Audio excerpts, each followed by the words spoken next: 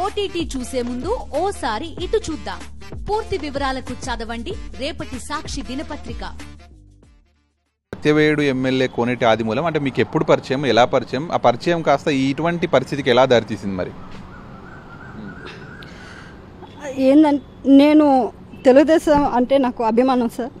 తెలుగుదేశం ఎలక్షన్లప్పుడు నేను క్యాన్వాస్ చేశాను. చేసినప్పుడు పరిచయం అండి ఆయన నాకు. పరిచయం అయిన తర్వాత నా నెంబర్ ఆయన దగ్గర ఉండేది. ఆ నెంబర్ ద్వారా నాకు స్టార్టింగ్లో చెల్లెమ్మ అంటూ ఫోన్ చేసేవాడు.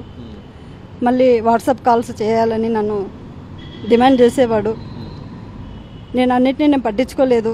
మళ్ళీ బ్లాక్మెయిల్ నాకు జరిగిన తర్వాత ఆ బ్లాక్మెయిల్ నుంచి నేను ఎవరికి చెప్పుకోలేక నేను లొంగాల్సింది వచ్చింది. అంటే మొదట చెల్లెమ్మ అని మాట్లాడేవాడు, ఆ తర్వాత ఎందుకు ఆ పరిస్థితి దాకా తీసుకొచ్చాడు మిమ్మల్ని? మరి అతను నేననే కాదు సార్, ఇలాంటి మహిళలు ఎందరో బలైపోయి ఉన్నారు.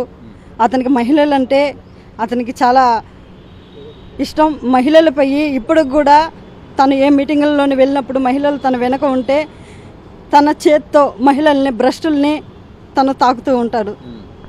ప్రతి ఒక్కరిని అలాగే చేస్తారు మీటింగ్లలో కూడా. అది సార్ అతని పరిస్థితి. మా డిమాండ్ ఏంటంటే ఈరోజు ఇలాంటి ఎమ్మెల్యే టీడీపీకి ఒక చీడ పురుగని, ఇలాంటి ఎమ్మెల్యేలు ఎప్పుడు ఎక్కడ ఉండకూడదని. మీ పైన మిమ్మల్ని బలాత్కారం చేయడము ఇవన్నీ కూడా ఎన్నిసార్లు చేశాడు? అంటే ఎక్కడెక్కడ చేశాడు? ఎట్లా బెదిరింపులకు పాల్పడ్డాడు? ఏ ఏరియాలో? అంటే తిరుపతిలోనా? ఎక్కడ జరిగింది అసలు అంతా? తిరుపతి భీమాస్ ప్యారడైస్లో అండి. అవునండి. ఎప్పుడు అక్కడ ఉండే అతను లాస్ట్గా రికార్డ్ చేసింది వచ్చి ఆగస్టు 10వ తారీఖు 1:30 తెలుస్తుందండి. అంటే అక్కడికి వచ్చాక ఎవరైనా ఉండేవాళ్ళ? కేవలం ఎమ్మెల్యే మాత్రమే ఉండేడా? పిలిచే ముందు అంటే ఏం చెప్పేవాడు, ఎలా పిలిచేవాడు?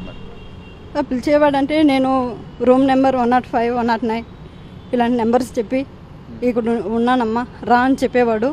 అక్కడికి నేను వెళ్ళేటప్పటికి ఎవరు ఉండరు. నేను లోనికి వెళ్ళేదాన్నండి. లోనికి వెళ్ళిన తర్వాత నన్ను అరాచకంగా, తను శాడిజంగా, తను గోడకేసి కొడుతూ నన్ను ఆనందించేవాడండి. ఇవన్నీ మీ భర్తకు ఎలా తెలిసింది? ఆ తర్వాత మీ భర్త కావచ్చు, మీ ఫ్యామిలీ నుంచి మీకు ఎటువంటి మన సపోర్ట్ ఉందా, లేకపోతే వాళ్ళ నుంచి ఎటువంటి ఇబ్బందులు ఉన్నాయా? అసలు ఏం చెప్తారు? నా భర్త గారికి నేను చెప్పుకోలేదండి. ఈ ఎమ్మెల్యే గారు నాకు ఫోన్ చేయడం ద్వారా పదే నేను కట్ చేస్తా ఉన్నా కూడా పదే చేసేవాడు. సైకోలాగా ప్రవర్తించేవాడు. అలాంటప్పుడు నా భర్త గారు ఎందుకైతే ఎమ్మెల్యే ఎన్నిసార్లు నీకు ఫోన్ చేయాల్సింది వచ్చింది, ఎందుకైతే చేస్తున్నాడు అని చెప్పి ఓ రోజు నన్ను సావగొట్టడం, మొబైల్ కూడా ఇంచేశాడండి. ఇంచేసిన తర్వాత ఏం జరిగింది ఏంటి చెప్పాలని చెప్పి 2 రోజులు నన్ను చాలా అరాచకం చేసి మా ఆయన డివోర్స్ తీసేసుకుంటానని చెప్పి బ్లాక్మెయిల్ చేయడంతో నేను అన్నీ మా ఆయనకి చెప్పడం జరిగింది. మా ఆయన 2 డేస్ దాకా నా కంట్రోల్లో లేక మళ్ళీ నా కంట్రోల్లోకి వచ్చి ఎందుకులే ఇలా చాలా మహిళలు బలైపోతున్నారు, ఎలా అయినా ఈ కామాంధుని దగ్గర నుంచి మనం రక్షణ కోరాలి, రక్షించబడాలి. అంటే ఇప్పుడు పార్టీకి, టీడీపీ పార్టీకి మీరు కంప్లైంట్ చేసి అంటున్నారు, ఎటువంటి యాక్షన్ అంటున్నారు? మరి పోలీసులకు ఏమైనా కంప్లైంట్ చేశారా? మీరు ఎటువంటి ఇప్పుడు డిమాండ్స్ చేస్తున్నారు? సార్ ఇప్పుడు ప్రజెంట్ ఎమ్మెల్యే కాబట్టి ఎవరికి కంప్లైంట్ చేసినా అతని మీద యాక్షన్ ఉండదండి. మమ్మల్ని యాక్షన్ తీసుకుంటారు. సో అందువలన డైరెక్ట్గా మేము మీడియాకి వచ్చామండి, మమ్మల్ని మేము కాపాడుకుంటాం. అంటే మీలాంటి మహిళలు ఇంకా ఎంతమంది ఉన్నారు? ఆ కోనేటి ఆదిమూలం బాధితులంతా కూడా ఎవరైనా ఉన్నారా మీకు తెలిసి? ఆయనకు సంబంధించి ఇంకా ఎటువంటి అరాచకాలు చేస్తుంటారు? ఈరోజు నేను వచ్చానండి, రేపటి నుంచి మొదలవుతుందండి. ఎవరెవరు ఉన్నారో ఒక్కొక్కరుగా బయట వస్తారండి. అంటే ఇప్పుడు ఇప్పటికే మీరు ఈ కంప్లైంట్ చేసినట్టు అతనికి తెలిసే ఉంటుంది, అక్కడ టీడీపీ ఆఫీస్లో కూడా ఇచ్చామంటున్నారు. సో ఆ తర్వాత ఈ కంప్లైంట్ తర్వాత బెదిరింపులు ఎలా ఉన్నాయి? ఏమైనా థ్రెటనింగ్స్ ఏమైనా ఉన్నాయా మీకు? నాకు కాల్స్ వస్తూనే ఉన్నాయండి. నా ఇంటి దగ్గర ఒక 4-5 మంది వచ్చి నన్ను వెతకడము, ఆ ఎమ్మెల్యే పిలుస్తూ ఉన్నాడు రా అని చెప్పి పిలవడము అన్నీ జరుగుతుందండి. మేము భయపడి మేము ఇక్కడికి వచ్చామండి మీడియాకి. అంటే ఈ తిరుపతికి వచ్చిన సమయంలోనే మిమ్మల్ని అక్కడికి రమ్మనేవాడా? అంటే ఈ మొత్తం ఎన్ని నెలల పాటు ఈ అరాచకం జరిగిపోయింది? లేదండి, నాకు కారు పంపించేవాడండి. కారు పంపించి కారులో రమ్మని చెప్పేవాడండి. ఎన్ని నెలల పాటు ఇదంతా జరిగింది? 2 months అండి. ఆ తర్వాత మీ ఇంట్లో తెలుసండి. తెలిసిన తర్వాత ఇలా నిర్ణయం తీసుకున్నామండి మేము. అంటే కోనేటి ఆదిమూలం ఆ తిరుపతి హోటల్కైనా ఇంకెక్కడికైనా పిలిచేవాడు? అక్కడ ఎలాంటి మొత్తం పరిస్థితులు ఉండేవి? ఏదైనా భయాందోళనకరంగా ఉండేవా? ఎలా ఉండేది?